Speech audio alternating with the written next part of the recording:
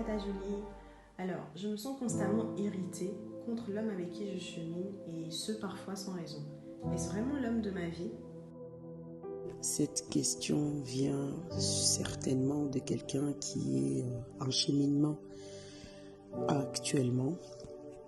Mais la réalité, c'est que c'est vraiment pas quelque chose qui est réservé que aux gens qui sont en train de démarrer une relation. C'est une réalité qui est vraiment présente dans toutes les relations, que ce soit la relation de ceux qui cheminent, qui sont fiancés ou qui sont déjà dans le mariage, voire dans le mariage pendant plusieurs années déjà, en lutte contre l'irritation, en lutte contre des querelles, des disputes. C'est vraiment une réalité qui touche énormément de couples, que ce soit en formation ou déjà établis. La chose qu'il faut comprendre, c'est que avec un peu de recul, j'ai compris que l'irritation, en fait, est la phase primaire de la colère.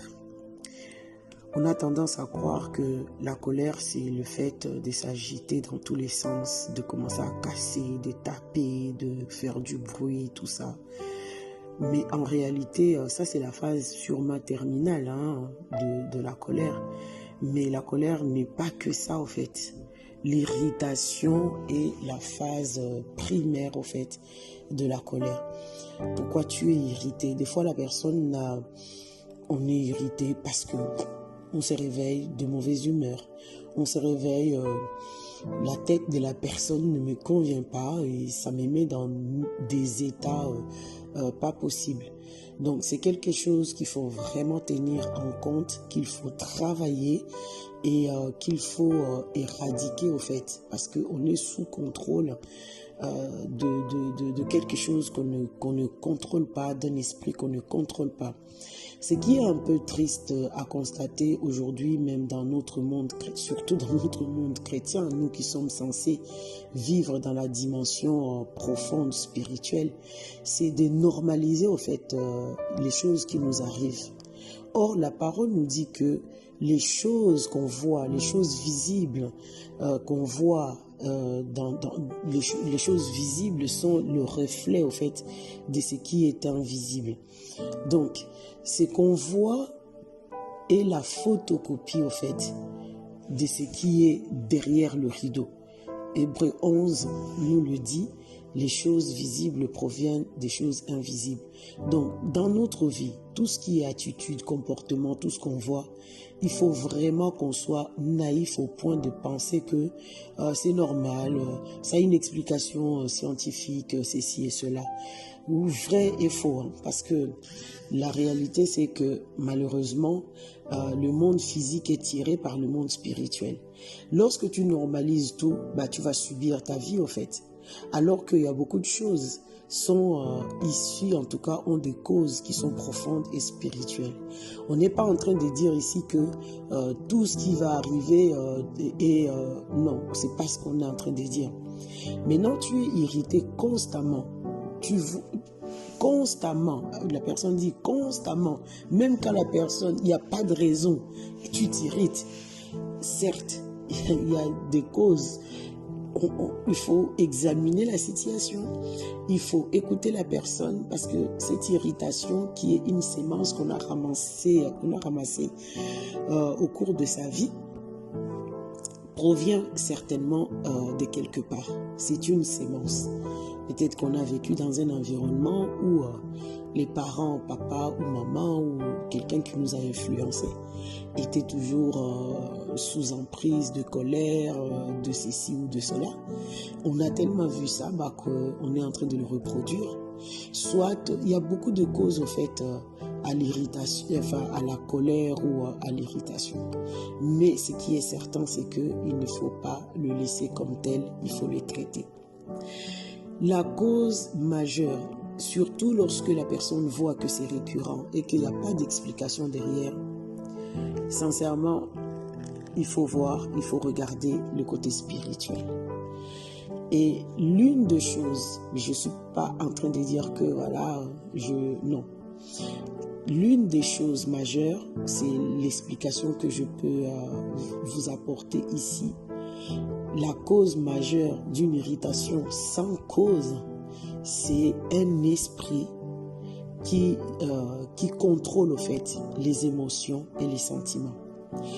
Les esprits qui contrôlent les émotions et les sentiments, ils peuvent pas forcément, s'ils ne sont pas forcément en nous, c'est-à-dire habitant dans notre corps, ils peuvent être sur nous, ils peuvent être hors de nous. La question n'est pas je suis possédé, je ne suis pas possédé. C'est pas ça. Sachez que du moment où l'ennemi tourne autour de nous, c'est déjà pas du tout une vie confortable et supportable. Je vous donne seulement un exemple. Les cas de l'ennemi qui oppresse nos vies, ça peut être, il est à l'intérieur de nous, ou il est sur nous, ou il est en dehors de nous et il nous influence de l'extérieur. Je vous donne un exemple pour vous dire que dans tous les trois cas, l'affaire est toujours à prendre avec sérieux parce que ça ne va plus normaliser ta vie. Lorsque tu es dans une parcelle là où tu habites et qu'il y a un lion qui est dans la parcelle, dis-moi un peu, est-ce que tu vas t'aventurer de sortir de ta maison comme si de rien n'était? Non. Pourquoi? Parce qu'il y a un lion qui rôde. Et lorsque la parole dit, il rôde autour de vous comme un lion rugissant, cherchant qui dévorer. Il faut comprendre que du moment où il y a un esprit impur, mauvais, rôde dans votre parcelle, autour de ta vie, ou encore il est sur toi, ou encore il est au-dedans de toi, franchement, s'il te plaît, fais quelque chose. Parce que dans le cas, par exemple, où il est en dehors de toi, il est dans ta parcelle, les lions rôdent, tu es déjà limité. Tu ne peux pas aller, tu peux pas avoir certaines victoires. Tu peux pas sortir de ta maison librement. Pourquoi? Parce qu'il y a quelqu'un qui te terrorise autour. Donc, l'irritation qui est la phase embryonnaire de la colère, c'est la manifestation souvent d'un esprit qui combat au fait ton mariage. Et souvent cet esprit-là, c'est un esprit impur. C'est un esprit qui est, on appelle communément mari de nuit ou femme de nuit. De nuit, pourquoi? Parce que déjà il est dans l'invisible. Hein? Donc on ne le voit pas, mais il est bien agissant. Il est en train d'agir. Du coup, parce qu'il contrôle tes émotions, tes sentiments, son comportement se manifeste au travers de ton corps, au travers de ta voix, au travers de tes attitudes, au travers de tes émotions et de tes sentiments. Lorsqu'il les contrôle, que ce soit de l'extérieur ou qu'il soit à l'intérieur, le résultat est le même. L'irritation, pourquoi? Parce que si lui, il est en alliance avec toi et que il est ton mari, ta femme de nuit, il ne va pas vouloir permettre que tu puisses contracter un mariage en dehors de lui. Dans le monde spirituel, si tu as contracté cette alliance avec un esprit, donc lui, il va combattre au fait le conjoint qui est dans le monde physique, ou qui est déjà là, ou il est en train de venir dans la période de cheminement. C'est pour ça, au fait, que tu vas voir cet esprit en dehors de toi ou en toi, il va commencer à être irrité, à se mettre en colère, à se mettre dans des états de jalousie, dans des états... Toi, tu as l'impression que c'est toi qui es en colère, c'est toi qui es irrité, c'est toi qui es jaloux, c'est toi qui frappes, c'est toi. Mais en réalité, c'est cet esprit qui jalouse les conjoints, qui combat au mariage, qui refuse d'avoir un rival ou une rivale à côté, qui va te dégoûter, saboter, saccager la relation que tu es en train de vouloir bâtir pour que lui, il demeure le seul conjoint que tu as en fait. Et il va faire fuir comme ça, soit des candidats potentiels, soit le mariage dans lequel tu es déjà et il n'y a jamais de paix. Le résultat de course, c'est que tu te retrouves dans la relation où vous êtes tout le temps divisé. Si vous êtes divisé, qui gagne? C'est le mari de nuit qui est dans l'invisible, en fait, qui est en train de gagner. Si toi, tu t'entends pas, tu parles pas avec ton partenaire, ton conjoint, ton mari ou ton fiancé, ou encore le futur qui est en train de venir en cheminement, c'est celui qui est dans l'invisible qui va profiter de toi, en fait. Il a gagné. Donc, il va toujours créer un climat de disputes, de divisions pour pouvoir prendre les dessus et pouvoir contrôler ta vie.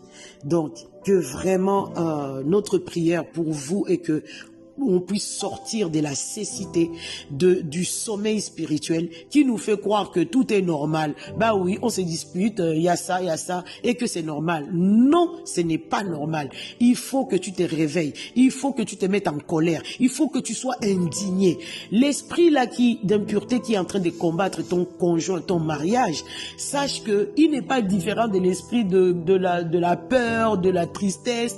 Il est autant un esprit impur. Donc, plus tu les caches, plus il va agir. Mais si tu l'exposes à la lumière, si tu le désavoues, là, il va lâcher prise, il va être exposé. Et si tu lui dis dehors, il va sortir. Mais si tu fais son avocat, c'est là où il trouve toute la légitimité de demeurer dans ta vie.